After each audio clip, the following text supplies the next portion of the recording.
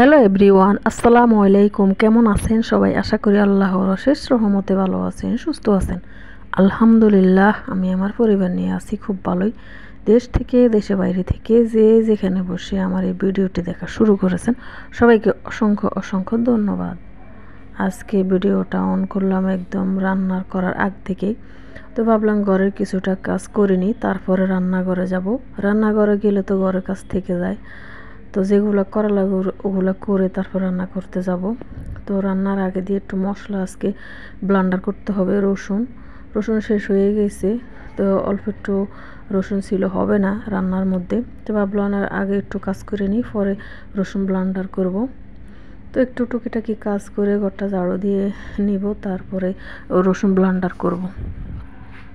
ভাই আপুরা, আজকে আপনারা আমার সাথেই থাকবেন, অবশ্যই ভিডিওটা কন্টিনিউ করবেন, শেষ পর্যন্ত থাকবেন। যারা কমেন্ট করেন, সুন্দর সুন্দর কমেন্ট করবেন, এবং কমেন্ট পড়তে খুব ভালো লাগে।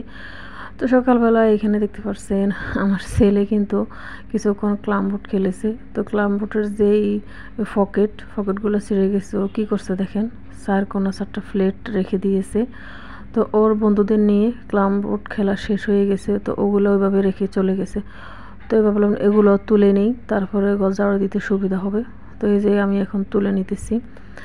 তো আমার ছেলে, আজকে তো শুক্রবার, সবাইকে জুম্মা মুবারক। ছেলে কিন্তু গোসল করে তারপরে বন্ধুদের সাথে কিছুক্ষণ আড্ডা দিবে, তারপরে নামাজে ঢুকবে, মসজিদে যাবে। তো আজকে ছেলের পছন্দের একটা খাবার তৈরি করব।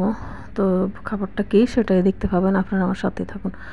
তো এই বোর্ডটা কিন্তু আমার ছেলে অনেক শখ করে কিনেছে, কিন্তু মাঝে মাঝে যখন একটু পড়ার চাপ কম হয় তখন খেলে, বিকেলবেলা বা সন্ধ্যাবেলা যে সময় মন চায় ওই সময় খেলতে বাইর করে, ওর বন্ধুদেরকে নিয়ে খেলে। তো এখন তো পরীক্ষা শেষ হয়ে গেছে, এখন আর কিছু বলি নাই, ওর মতো খেলে তারপর চলে গেছে। তো এখানে দেখতে পাচ্ছেন আমি একটু রসুন ব্লেন্ডার করব। তো রসুন ব্লেন্ডার করা শুরু হয়ে গেছে। রান্নার আগে কিন্তু মশলা যেটা না থাকে সেটা তৈরি করে নিতে হয়, এবং গুছিয়ে তারপর রান্নাঘরে যেতে হয়। তো আজকে রান্না করার সময় একটা সমস্যা হয়েছিল, কারেন্টও চলে গেছে। তো বিরক্ত লাগছে অনেক সময়, কিন্তু রান্না করার সময় কারেন্ট চলে গেলে ভালো লাগে না, যেহেতু আমার রান্নাঘরে অতটা আলো থাকে না, লাইট জ্বালিয়েই রাখতে হয় সব সময় রান্নাঘরে কাজ করার সময়। মধ্যবিত্ত পরিবারের মেয়ে বা বউ যারা হয়ে থাকে, তারা কিন্তু বুঝিয়ে শুনিয়ে সংসারের খরচটা চালাতে হয়। তা আজকে বুঝিয়ে শুনিয়ে সংসার চালানো কিন্তু অনেক টাফ ব্যাপার, কারণ সব কিছুর কিন্তু দাম বেশি বেশি হওয়াতে কিন্তু আমরা দেখা গেছে একটা কিনতে পারলে আর একটা কিনতে পারি না। তো খরচ কমিয়ে যদি একটু হিসাব করে চলি, তাহলে কিন্তু অবশ্যই করা যায়। তো এখানে রান্না করার আগে 2টো ডিম সিদ্ধ দেব। তো এই যে 2টো ডিম, আমি আর আমার ছেলে আছি বাসায়। তো 2টো ডিম সিদ্ধ করব। সিদ্ধ করার পরে আমার ছেলের পছন্দ মতো একটু মশলা মাখিয়ে নিব। এই যে দেখতে পাচ্ছেন 2 পিস করে করে 4 পিস করে নিয়েছি ডিম কিন্তু আস্ত খাওয়া যায়, ও কিন্তু আস্ত খাবে না, ওর মতোই আমি যেটা দিতে বলো ওটাই দিতে হয়, কিন্তু ও খায় না। তো যদি একদম সাদা দিয়ে থাকি, লবণ দিয়ে, ও খাবে না। কিন্তু এই যে ডিম যখন আমি 2 ভাগ করে নিয়ে একটু মরিচের গুঁড়া, লবণ, বিট লবণ দিই, তাহলে কিন্তু মজা করে খায়। তো এমনি কিন্তু খাইতে চায় না, তো সমস্যা কি, একটু জাল জাল করে দিয়েও খেয়ে নেয়। এই যে কি সুন্দর দেখা যাইতেছে কালারটা। তো আমার ছেলে কিন্তু বসে বসে খাইতেছে। তা আমাকে বললাম, আম্মু আপনি 1 পিস খান। তো আমি ওর সাথে 1 পিস খাইতেছি, ও কিন্তু বসে খাইতেছে, দেখতে পারছেন। তো এরকম কিন্তু ডিম খেয়ে যারা খান তারা তো জানেন, যারা জানেন না তারা কিন্তু একবার খেয়ে দেখবেন, অনেক সুস্বাদু লাগে। যারা খাবে না তারা কিন্তু মজা করে খাবেন।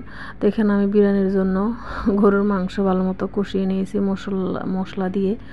তো আগে থেকে ধুয়ে পরিষ্কার করে পানি ঝরার জন্য রেখে দিয়েছি চাল। তো এই যে পোলাও চাল, তো এগুলো আমি এখন দিয়ে ভালো মতো নাড়িয়ে পরিমাণ মতো পানি দিয়ে দেবো। পানি গরম করে রেখে দিয়েছি পাশের চুলে।